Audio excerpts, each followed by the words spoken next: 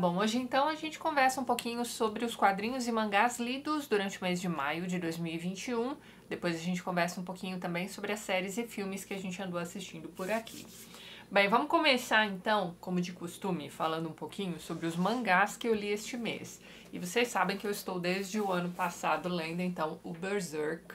E como muitos de vocês, eu fiquei bastante chateada aí com a partida do Kentaro Miura. Foi surpresa, não foi? Eu acho que mesmo para os fãs mais ferrenhos da série, eu gosto pra caramba. Eu acho que esse aqui é um dos melhores mangás que eu já li na vida, mas enfim. Acho que mesmo o pessoal que acompanha a carreira, né, do mangaka foi pego de surpresa, né? Mesmo porque ele falece no comecinho do mês e a gente só fica sabendo umas 2 semanas depois, sabe? O pessoal da editora fez uma notinha e tal. Eu imagino que tem a ver aí com a produção deste mangá, mesmo porque lá no Japão a gente sabe, né? A gente já leva a sério o nosso entretenimento, mas no Japão, fãs de mangá, fãs de anime, eles têm assim um outro nível, né, de relacionamento com as obras que eles acompanham. E eu não sei se aconteceu com vocês também, mas assim que eu recebi a notícia, a primeira coisa que eu pensei foi, poxa, coitado, era jovem. Mas na sequência eu já pensei, e o Berserk? E aí o que foi que eu notei, né? A partir do dia em que a gente recebeu a notícia do falecimento do Miura, eu comecei a receber algumas mensagens em vídeos antigos de quadrinhos e mangás do pessoal respondendo aos comentários do pessoal que estava brincando com essa coisa do Miura demorar pra caramba pra lançar capítulos novos. Então alguns desses comentários eram assim, nossa, já pensou se ele morre antes de terminar o Berserk? Que coisa, né? Enfim. E a gente sabe que era brincadeira, né? Como é que a gente imagina bem? Muitas pessoas foram lá responder a esses comentários antigos, dizendo, olha, você acertou, Miura morreu mesmo. Então assim, eu não sei como é que ficou aqui o Berserk, eu não sei se ele deixou alguns capítulos prontos, eu não sei se ele contou o final da história pra alguém que vai tomar conta agora do mangá, mas assim, sinceramente, gente, eu vou acabar lendo aí, seja lá o que for lançado postumamente de Berserk, por curiosidade mesmo. Mas não do mesmo jeito que eu venho acompanhando o mangá aí nos últimos meses. Eu particularmente não gosto muito dessa coisa de outro artista tomar conta de uma obra tão bacana que foi deixada por alguém que faleceu. Eu sempre me lembro do Stieg Larsson, que publica lá a trilogia Millennium, e depois vem um outro cara, pega aqueles mesmos personagens e conta umas outras histórias, parece fanfic. Não sei se vocês chegaram a ler o 4º livro, né, da série, mas eu achei fraquíssimo, eu achei que eles pegaram lá a Lisbeth Salander e transformaram, assim, uma babá de um garotinho superdotado. Olha, tem um vídeo aqui no canal a respeito deste 4º volume, mas então, essa coisa de você ter alguém pegando personagens tão bem criados por alguém e dando continuidade àquelas histórias, não me interessa. Pelo menos nas vezes em que eu tentei consumir alguma história desse tipo, não deu certo pra mim. Depois vocês me contem aí nos comentários o que vocês acharam, o que vocês sabem já, né? Porque pelo menos no momento que eu estou gravando este vídeo, eu não tenho notícias a respeito de Berserk. Mas enfim, este mês eu li então o volume 38, o último volume que saiu aqui no Brasil é o 40. Eu não sei se o 41 tá pra sair ou não, enfim. Mas é isso, até o 40 eu já tenho, vou continuar comentando aqui com vocês e com um saborzinho diferente agora, né? Porque a gente sabe que são os últimos volumes do Miura. O que me deixa, na verdade, ó, vou falar pra vocês, preocupada com os personagens. Então, por exemplo, aqui no volume 38, não sei se vocês se lembram aí, o pessoal que já leu, mas no finalzinho deste volume, eles estão chegando à Terra do Puck. Toda essa viagem que eles fazem é pra deixar a casca num lugar seguro, né? Que é a terra do Puck. Mas quando eles chegam lá, essa terra de elfos não tá parecendo lá muito amigável, não. Não sei se vocês se lembram. Então acredito que nos próximos volumes aí a gente vai acompanhar aí a chegada do bando aí, do Guts, ao país do Puck. Pelo gostinho que a gente teve no final aqui desse volume 38, não vai ser boa coisa, não é mesmo?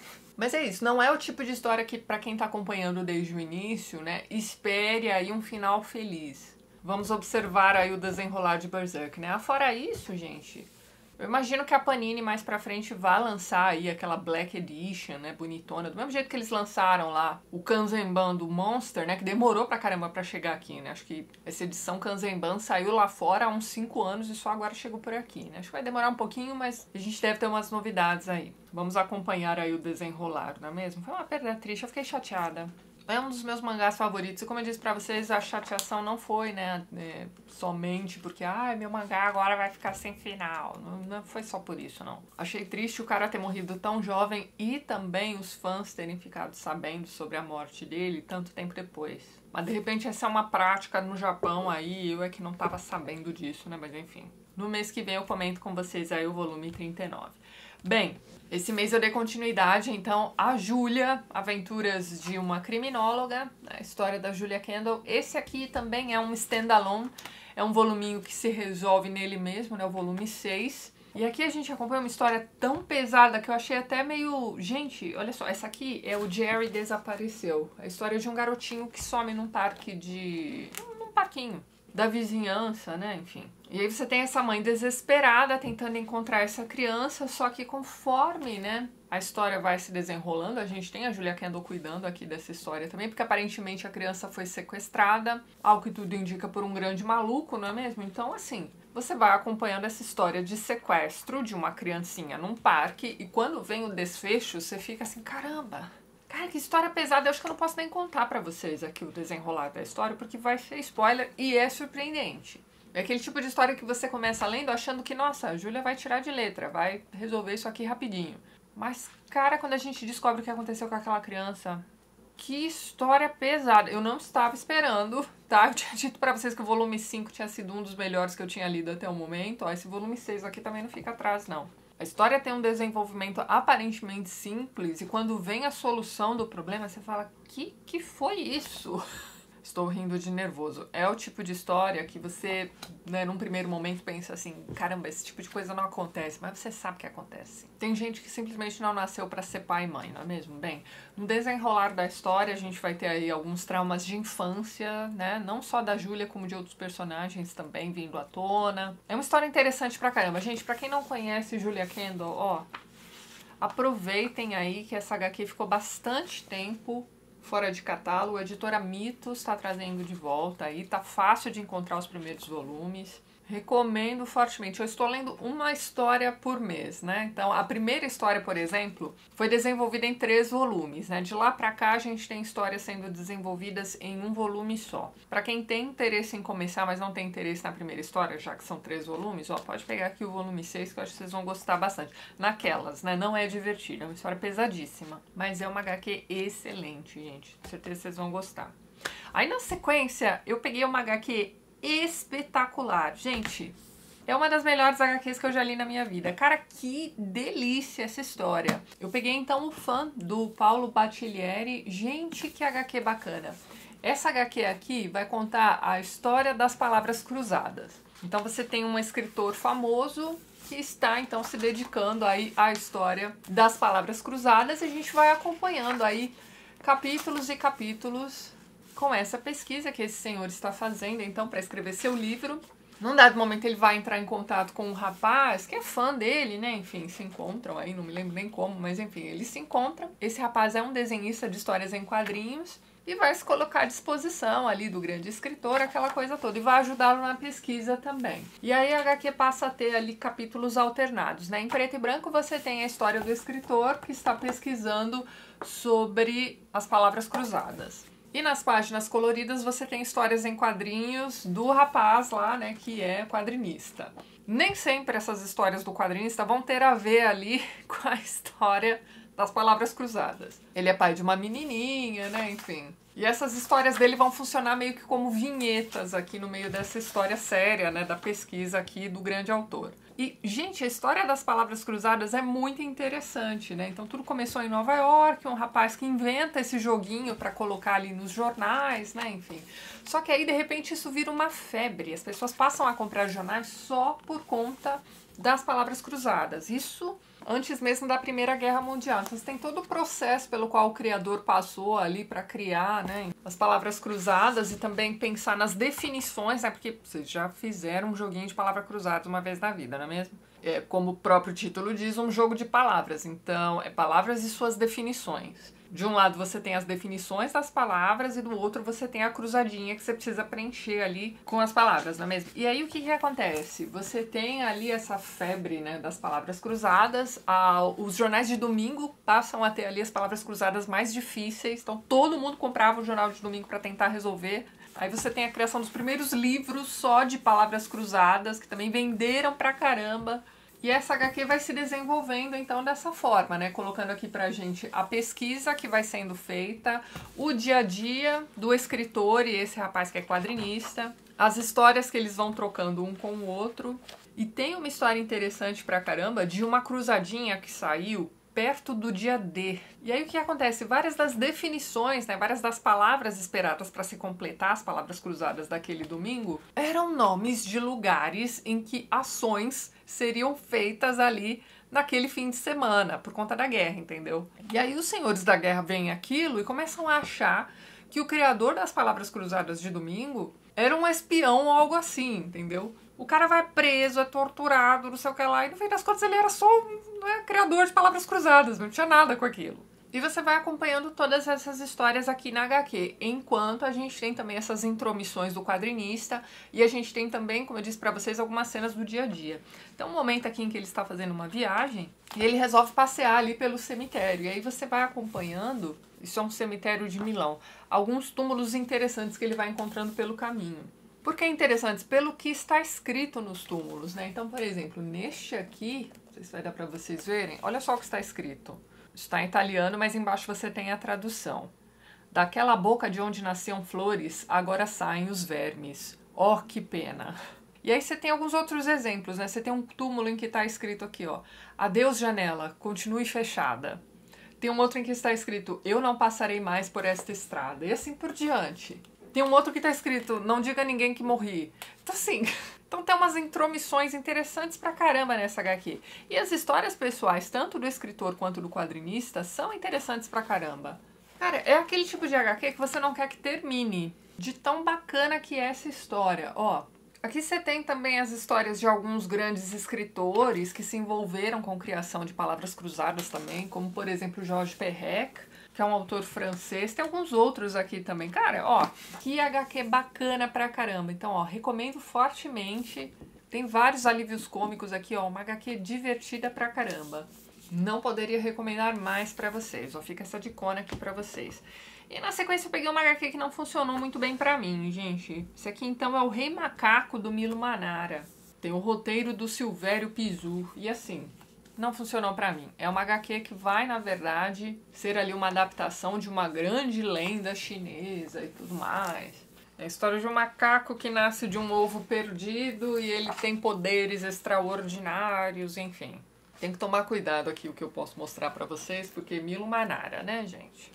Sempre tem uns nus, assim, meio exagerados, umas cenas de sexo meio bizarras, mas tudo bem. A questão é que essa lenda não me interessou. Eu comecei essa HQ achando que, nossa, deve ser legal pra caramba, mas não me prendeu. De repente eu estava me arrastando pra terminar essa HQ. Então, assim, é uma HQ em preto e branco, o traço é bonito pra caramba, né? Os detalhes, bom, enfim, vocês já conhecem aí o trabalho do Milo Manara, não é mesmo? Se não conhecem, eu recomendo fortemente aquelas HQs que ele faz com a biografia do Caravaggio. Tem 2 volumes já publicados. Gente, aquilo ali é maravilhoso. E tem o Clique também, mas o Clique tem um apelo sexual aí que talvez não agrade a maioria. Mas essa biografia do Caravaggio que ele faz é incrível. Esse aqui do Rei Macaco não funcionou muito bem pra mim. Aqui nas costas, né, da HQ, você tem ali escrito, ó.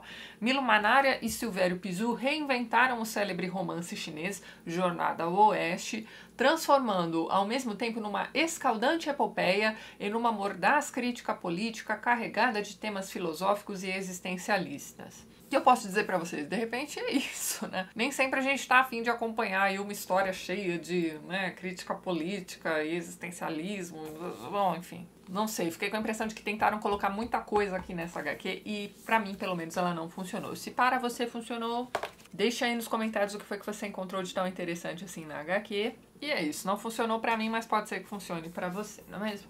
Bem, vamos às séries que nós assistimos esse mês. Eu esqueci de comentar com vocês que no mês passado eu terminei de assistir O Gambito da Rainha. Esperei passar um pouco do hype, né? Tava todo mundo falando dessa série, então eu acabei vendo depois. Na verdade é uma minissérie, né? Tudo em uma temporada só.